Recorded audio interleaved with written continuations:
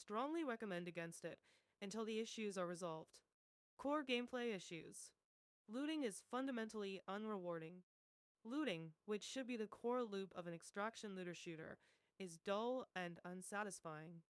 Most items found have little practical value other than for money, which is useless in the game, making exploration feel pointless rather than motivating. Loot is meaningful only if you have blueprints to make things with them, which is broken as I will explain next.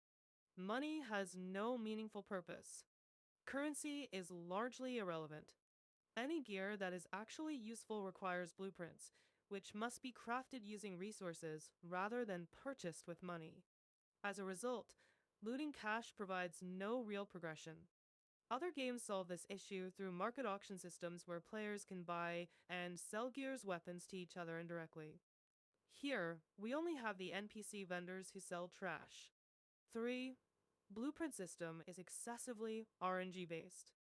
Blueprints are extremely rare and entirely dependent on RNG. The system becomes worse over time because duplicates are common, reducing the chance of obtaining missing blueprints the more you play. There is no clear or reliable path toward progression. Map and match design problems. Players spawn into already looted matches. Matches often begin mid-session, roughly 15 minutes in, without resetting loot containers. This results in most loot areas being empty upon arrival, making early exploration pointless. Maps are too large for the available loot. Maps are oversized relative to the number of loot areas and containers. Even when loot spawns are available, they are RNG based. Players can spend 30 minutes roaming without finding anything unless they follow predictable routes. If you want to search for just weapon cases on your run, you're on a goose chase. PvE versus PvP imbalance. PvE players are systematically disadvantaged.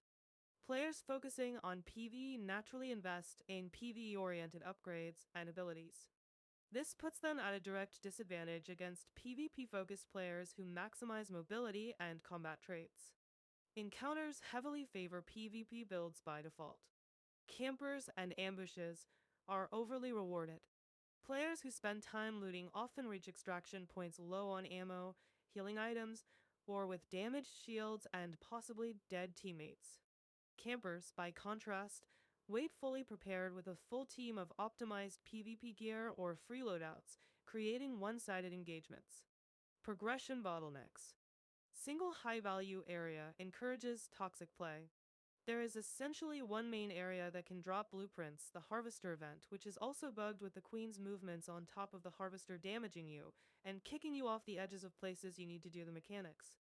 This location becomes crowded with uncooperative players, ambushers, and campers, discouraging fair or cooperative play. Backstabbing is common and encouraged. The game design does nothing to discourage betrayal or hostile behavior, making teamwork unreliable and often counterproductive. PvP progression also suffers. PvP players gain little meaningfully from killing others. As I said, money is pointless in the game.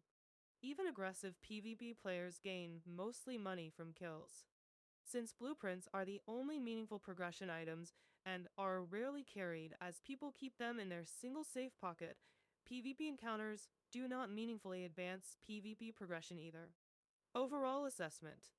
The design strongly gives the impression that PvE-focused players exist mainly as loot carriers for PvP players, yet even PvP players struggle to progress due to the blueprint system.